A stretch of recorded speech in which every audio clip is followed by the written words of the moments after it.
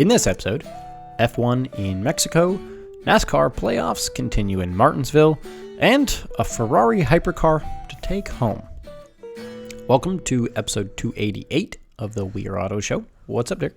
Mr. Michael Rao, how has your iRacing foray been going? It is equally the most fun and infuriating game I've ever played. That's a sign of a good game, actually. Yes, it's kind of hooked you, for sure. Yeah, because it keeps you coming back. It does, but so currently, I am chasing my fast track promotion, which means I'm chasing safety rating. And if you're involved in iRacing, you know the struggle, right? Yep. So I figured, you know what? Let's get into some easy, small little Formula V or the Race 1600, FF 1600s, right? I can just start from the back, let everyone just drive away, race my own race. I can be clean. I don't have to worry about it. Well, that was my intention. So I've had a couple good races, but I've also had a few not good races. Oh. For some reason, I have had some people decide to rejoin the track broadside and stop mid-corner. Oh. Just completely blocking the track. Yeah, you're in rookies. That happens in rookies. I'm just trying to get safety rating, man. So at that point, I'm running a beautiful race. 0x, 0-17 incidents, looking great. Safety rating, going to be on the climb here shortly. No. We decide to rejoin and just stop on the track in front of me where I have nowhere to go. So I'll take a nice quick little 4X there, yep. And then after that, I do have a car behind me that just completely forgets that there is braking zones before corners. You can't just go flat out through every corner ever. So he proceeds to drive over top of me, resulting in another 4X. Fun. And then that Bento had wheel damage. Yep. So I figured right near the pits, I'll just limp it home. Right? Well, wheel damage didn't let me do that. Straight into the wall. So, Proper wheel damage. Another 2X, resulting in a 10 of 17 incidents and a rage quit and a bunch of big F-bombs. Yep. You were doing rookies. God dang it. Yep. I was so annoying. Yep. Because I had some brilliant races beforehand, side-by-side battles, but then we have this just absolute tragedy of shambles. I gave your Porsche a whirl in the IMSA series. And you remember how at Petit Le Mans, the Lambo, touched the back of the Porsche and then it instantly caught on fire? Pretty much, yes. It was like on fire button here. Mm-hmm. That happened to me. You caught on fire. There was a GTP that touched the left rear of our car, and I mean touched. And then the Meatball 5 came up. We brought it in the pits. 13 minutes of required repair. Oh my God. 13 minutes. It had barely dented the bodywork. Just, I don't know. You can't touch the rear of those. It's the weirdest thing. Fragile rear end, I guess. Yep. It is the weirdest thing, but. Interesting. Yep. Was there some racing that happened this past weekend? There was. Chief among which is Formula One. Yep. At Mexico. Yes, there was. So, to set the scene in Mexico, this is Sergio Perez's home track. It is. Secondary Red Bull driver. He's on the hot seat, too. Very much so, because the rumors around the paddock are that if Hamilton beats him to P2 in the World Drivers' Championship, that he's getting the boot. Seems reasonable. And the previous racing episode we talked about, I was curious, do you think he's going to rise to the occasion in Mexico or succumb to the pressure? And I said I think he's going to succumb to the pressure. And sure enough, that's what he did. Now, to set the scene, in practice leading up to the race, you had Max Verstappen leading the way as usual. But then P2 through all the free practices was Alex Albon in a Williams. What the heck? Albon split the two Red Bulls. So if you're Checo, this is already not off to a great start. No. Before you even get to quali. Before you're even in quali, you're being outdriven by a Williams. And you're in the best car in the field. What a drive for Albon, though. What a drive. Jeez. But then, let's move forward to quali. Not even at the race yet. Still quali. So, P1, Verstappen, of course. What do you expect, right? Actually, was it Verstappen? No, it was an all-Ferrari front row. Yeah, it was Ferrari. Pardon me. No. let me back up. It wasn't Verstappen P1 in quali. It was Leclerc Sainz. Mm-hmm. Then it was Verstappen. But do you know who was just behind Verstappen? You would think his other teammate, right? You would think Checo. No. It was Daniel Ricciardo in an AlphaTauri. The heck? How did... Okay. The two worst cars on the field. The Williams and the AlphaTauri. Daniel Ricciardo is the rumored driver Uh-huh. to take over for Checo car. Uh-huh. So, Checo got out-qualied. So, he got out-practiced by Williams and out-qualied by an AlphaTauri. Which is possibly his replacement. So, how you feeling if you're Checo at this point going into the race? Not going well. No, not ideal. No. Not ideal. But not the end of the world, because you're in a Red Bull, and in theory, you have a lot of laps to go gain some spots. If you allow yourself that opportunity. In theory. In theory, yes. Because going to the start of the race, that whole lot of laps thing. Yep. No, that didn't happen for him. How about send it round the outside, turn 1, lap 1, crash into the Ferrari, and we're out of the race.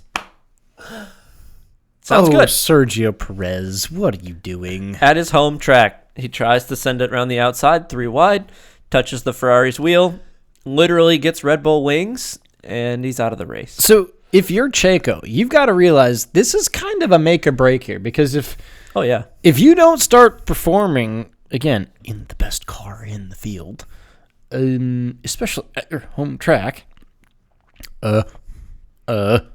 we've seen Red Bull in the past dump drivers because of poor performance from the second car. It's common at this point that team does that. So I think that was probably the nail in the coffin. Yeah. At your home track, you can't do that. And you also have to kind of realize, like, this is the first corner of the first lap of the entire race. There's 71 laps in the race? Sure, he had a good start. Sure, he had a good run around the outside, but he tried to pinch in on Leclerc, and Leclerc was 3 wide. Verstappen was on the inside. There's nowhere he could go. Why would you try to make that move in the very first corner? You got to kind of do risk-reward here. Like, easy to say from our perspective now. When you're in the seat, have the run, it's your home track, you know your seat's about to get taken if you don't perform. I can't blame him for trying to make it. It's just bad judgment. Very bad judgment. Yep. So Red Bull maybe on the hunt for another driver. Mm-hmm. But that was a surprisingly pretty exciting F1 race, in my opinion. I think it was if you look at the individual incidents that happened, but I think it could be boring if you look at it through the lens of like, oh, how was the win? Because Max Verstappen just drove off into the distance and won the race. Yeah, if you do look at it pieced out of, okay, here's what happened. You had Sergio had a really bad start. You had, let's see, Daniel Ricciardo, who in an AlphaTauri was holding his own for a long time, was driving quite brilliantly. He was driving good. Then you had a big crash by Kevin Magnussen. Yep. Because of his suspension failure, and that red flagged the entire race, which caused a restart.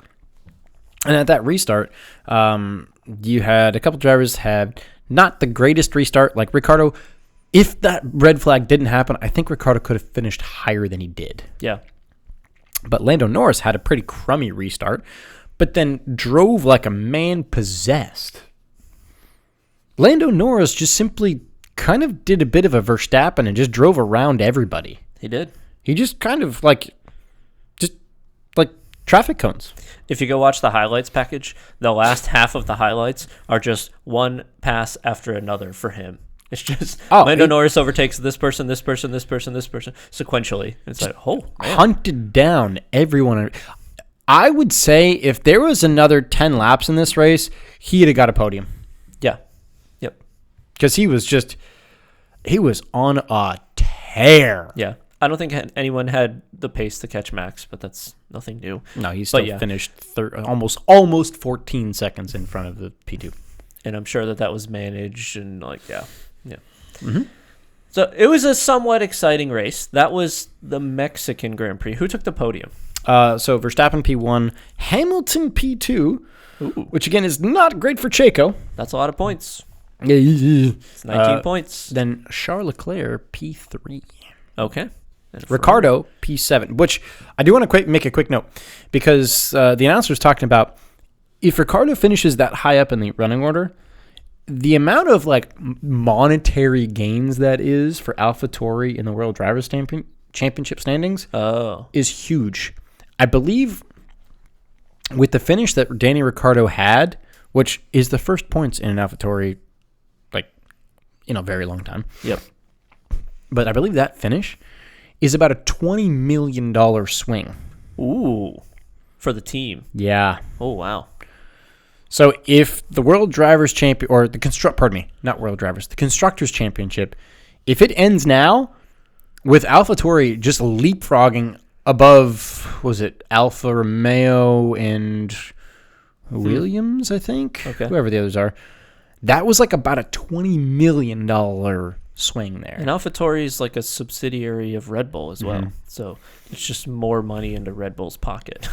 It is, yeah. But if you think about it, that's a very rewarding monetarily drive for Ricardo. Ricardo makes Red Bull happy. Checo makes Red Bull unhappy. I believe Checo is now P2 or 3 in the Destructors Championship. I think Which is a fun one. Just behind Sargent at this point. The Destructors Championship. Yes. Where did Lando finish? I'm curious. P5? 4 or 5? P5. Okay. In front of George Russell.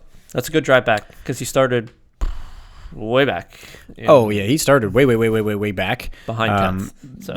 Yeah. Even, I think he was like 12th or 13th. Yeah, I don't know if he was in Q2 or Q3. I don't remember.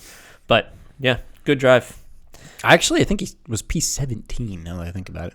Now, that sets up the next race to be Brazil, correct? Yes, Brazil, which is coming this weekend, but which Hamilton is an honorary resident or whatever, citizen of Brazil.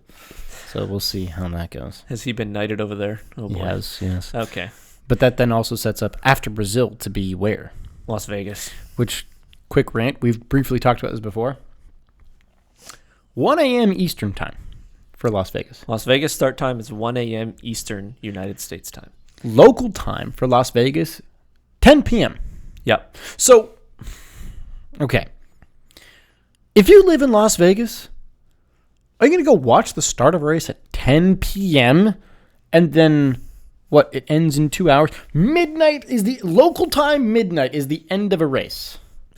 I looked it up as to why they were doing this, and it was for the city lights in the extravaganza that will be the Strip. It's a 10 o'clock. It's midnight. Unacceptable. Yep. Either way. That's assuming you don't get a red flag and yada yada, and rain or pushback. True. So, yes. Either way, so next race, Brazil, then Vegas. Right. So NASCAR also raced this weekend, and this was the second to last race of the season for them in Martinsville. Mm-hmm. So short track. I think it's only like a mile or something like that. Really short track. That's flat as well. Makes for some very like rubbing is racing kind of racing. Mm-hmm. You can rub people, you can touch, you can bump, you can bang into people, and it won't like ruin your race with these cars. You can just nudge them along, and that's kind of the NASCAR way to race. That's what they do. If you watch the highlights of this, there was a lot of that. There were a couple classic pile-ups where some cars doinked into each other, had some damage here and there. But the real talking points here were the drivers that were coming into the championship. There were 8 left, and it was going to be narrowed down to 4 after this race. Yes, it was. So there were 2 drivers that had already clinched their spots as far as going into the next round, which the last round coming up is Phoenix, and there will be 4 championship contenders at Phoenix. And one of the drivers that won at Martinsville also was a playoff driver, which means he's locked in as well. Yep. Now, who took down the win? Ryan Blaney took the win at Martinsville. Yes. So Blaney took the win, and that means that he's into the championship. Who are the final 4? So final 4 moving on to the championship. You've got Ryan Blaney, we just talked about, Christopher Bell, Kyle Larson, and William Byron. Yes. Now, who got the boot from the last round? If you hit, yeah, there you go. Yeah, so we had Denny Hamlin, Marty Truex Jr., Tyler Reddick, and Chris Buescher. Now, if you remember, Denny Hamlin last year also got the boot at Martinsville because Ross Chastain sent it around the wall ride and gave him the boot. Yes. So that's back-to-back years that Denny Hamlin has got the boot. Sure, one of them was kind of a fluky, weird situation. But this year, I think he won a stage in this race and still didn't get enough to get high enough in the points. Yep, he was on the bubble. Yep. So setting up for Phoenix, 4 drivers left. You just said who they are. Mm-hmm. And we'll see how this goes. I'm excited to watch this final race. Phoenix is kind of a weird layout as well, where you can like cut the apron through one of the little trioval areas, and it can make for some good racing. Yeah, it'll be kind of wild to watch, for sure. Yep. So that was NASCAR at Martinsville. Now, we got to move on because there were some articles that have come out about a Ferrari Le Mans car that's like purchasable by people or something like that. Yes. I am confused. Okay. Let's chat about it. Let's clear up some confusion here because let's rewind to Le Mans, the centenary Le Mans, the 100th anniversary of Le Mans. This happened this past year, correct? Kind of. Not the 100th, but the 100-year anniversary. Yes. Right? Yes. Which means we're going to have another centenary year at some point. Yes. But either way, this was the first Le Mans with the new era of hypercar, right? And Ferrari won it, which was pretty groundbreaking for, well, everyone in the sports car and endurance racing world, right? Mm-hmm.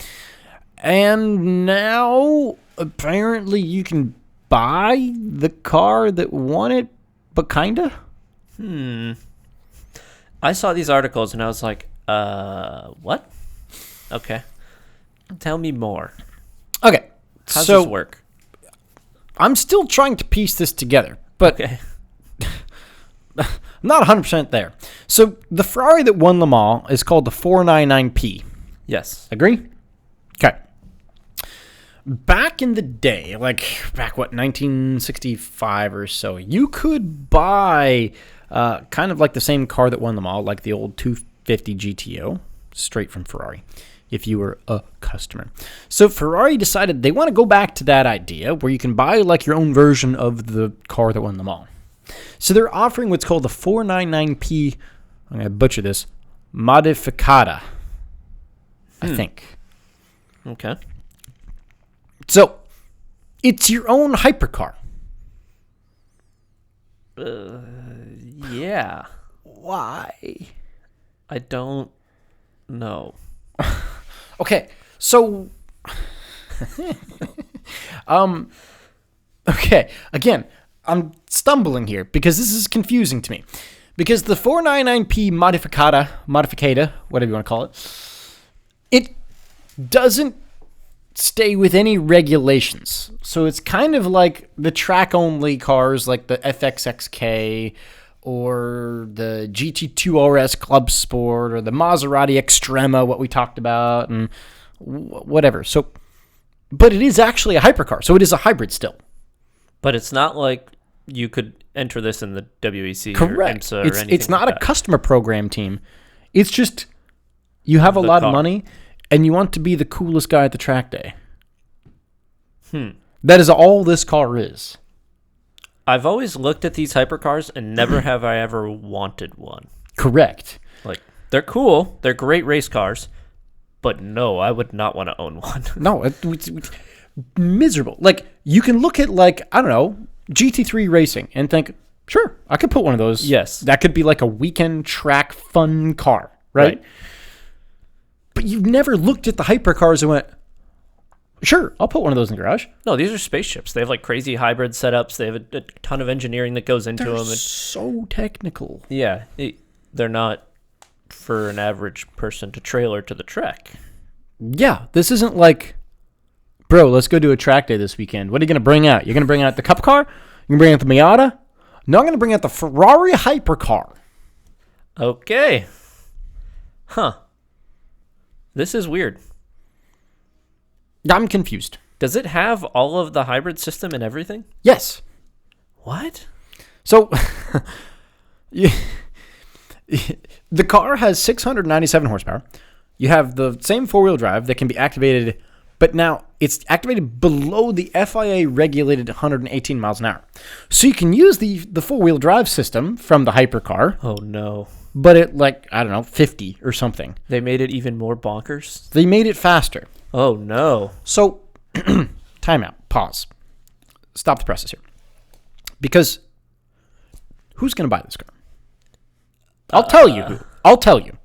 Very, very wealthy doctors and dentists. Yeah, very rich people.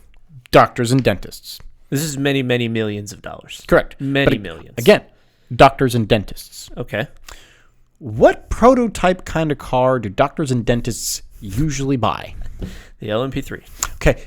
And when we're watching a race, what car is usually the one that stuffed it? Mm-hmm. The LMP3. This is going to be the leading cause of death of doctors and dentists. Could be. Because, you want to buy a cool prototype to take to the track on the weekends, Mr. Dentist. How about a Ferrari hypercar that's faster than every other prototype you're going to buy? And handle it with all of your many years of racing experience. Yeah, I think that this is actually very dangerous. I think, as a car enthusiast, it's cool, but it is the stupidest thing I've seen in a very long time. Could I, all right, hypothetical, I buy the car. Could I bring it to Cars and Coffee? No, it's not road legal. You could trailer it there. Could it even go in my garage? Yeah, I or believe. Is this do you remember the think FXX? So. Where Ferrari keeps possession of the car and you just ring them up and tell them, hey, meet me at Monza at 2 o'clock on Saturday. And they show up and it's fully ready to go. So my understanding is that, let's see, we'll both have, okay. So I believe Ferrari will keep it for the most part. Oh, boy. All right. But again, why? Why are we doing this? I don't know. There's clearly some sort of demand here for this. Your peak horsepower has been cranked up to 858 horsepower. It's going to kill people because the people that buy this they don't have the background and experience to handle a Le Mans winning hypercar, but faster. The talent. Right. I don't know. This is an odd one. I also, does it say how many they're making? No, I didn't see. I mean, maybe it does, but I didn't see it. I kind of stopped reading when I just figured out what it was, and I kind of just went, oh my God, this is going to kill people. I'm torn on this. I'm trying to think, how much demand could there be, right? How many people do you think are actually willing to buy this and drive it? Well, there's LMP3 class is going away. And there's a lot of doctors and very rich people who would love to buy really fast race cars and drive them around at racetracks. That's fine. But this won Le Mans, so that's a bunch of clout and people. But did it though? Well, because it's not the Le Mans winning car. No, but this version of the car won Le Mans, right? So it's just what I'm saying is it's more press to get it out to more people that you could potentially buy this car, which means there could be more customers. I just don't know.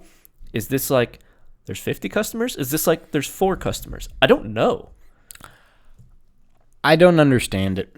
So I believe Canada made it legal to have assisted suicide. Is that Ferrari's version? Could be. You got to imagine that Ferrari would not let you drive this without a serious amount of training or understanding. Because if they're keeping the car, they have to clean up the mess that you create when you smash it into the barrier, inevitably. Why do they care? You're paying them. I know. I agree. But I'm sure that they don't want to see you smash their Ferrari hypercar thingy. They'll just make another. Yeah, I know. But it's not good on the press either. For customer Ferrari Le Mans winner smashes into the wall and kills himself. It's not. You don't want that either. So I agree. It's just weird. I know the whole track-only versions of cars, but it's always a track-only version of a road car. It's not the Le Mans winning hypercar that you make a track only version of, but it's already track only because it's just a race car because it's a hypercar, but it's way more complex than any other car. It's almost not even a car anymore. What if Porsche did this? I would hate it. I think it's dumb. I don't want Porsche to give people the option to buy the 963. Right. Like, I don't want to go to, say, a Ching track days or a PCA track days, and all of a sudden there's some Yahoo in a goddamn Porsche 963 ripping around everyone. You got Miata, BRZ, Boxster, hypercar. Yeah. Obviously, they won't be classed the same, but you get the idea here. This is just ridiculous. I'm with you that this is very odd. I don't understand it. I don't even know if there's a market there for it. This has to be absurdly expensive too. Many millions of dollars. Do you think it's like 10 plus? I think it might be. It'd be close. Yeah. I think it'd be touching that barrier. Because the crew that would be needed to man this car and manipulate the hybrid system and keep everything in check. That's the thing. It's a team. It's a team of people. This is... Go back to the exit techniques of exiting a hypercar if it goes wrong. Mm-hmm. You have like very specific shutdown processes and procedures that you have to follow to a T, or you get electrocuted by the force of like the God's lightning storm. Like, I don't know. When we were at Daytona, there was a specific area that was cordoned off for the hybrids to go and discharge their battery if something had gone wrong with the car. You would have to have that at whatever track day you're going to. Like, it's weird. It's yeah. I don't know. It's a neat car, but I think it's dumb. I'm with you. I do not like that idea. So, yeah, that's all the news I got for the racing world here. Real quick, I know we chatted about it earlier, but upcoming this weekend, you've got NASCAR season finale in Phoenix. You've got F1 in Brazil and the World Endurance Championship. Oh, they're back. Last race of the year, Bahrain. The Ferrari will be there. Yes, it will. Yes, it will. That's cool. That's all we got for episode 288. Thanks so much for watching and listening. If you're watching on YouTube, please subscribe to the channel, leave a thumbs up, and drop a comment on the video. Let us know. What do you think about the new Ferrari 499P customer program, non-customer program? And if you're listening on audio only, send us those thoughts via social. Facebook is We Are Auto. Instagram is We Are Auto _ YouTube is We Are Auto. And our website is weareauto.io. So, thanks again. Catch you guys in the next one. Peace.